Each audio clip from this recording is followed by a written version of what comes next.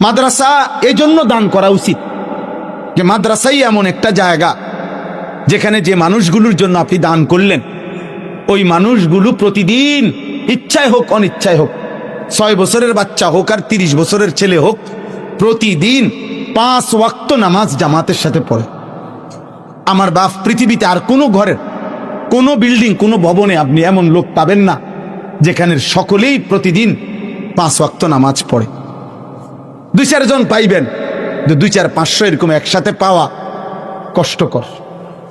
মাদ্রাসা এজন্য দান করবেন যে এখানের প্রত্যেকটা বাচ্চা, ছেলে, সন্তান, উস্তাদ সুন্নাতকে এহতেমাম করে।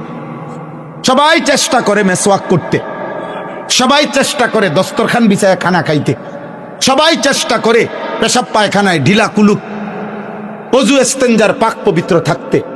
24 ঘন্টা যারা নিজেকে পবিত্র রাখতে চায়, খোদার কসম কোরআনে আছে, আল্লাহ বলছে বাহ্যিক পবিত্রতা অর্জনকারী যারা এবং অন্তরের পবিত্রতা অর্জনকারী যারা, আমি তাদেরকে ভীষণ ভালোবাসি।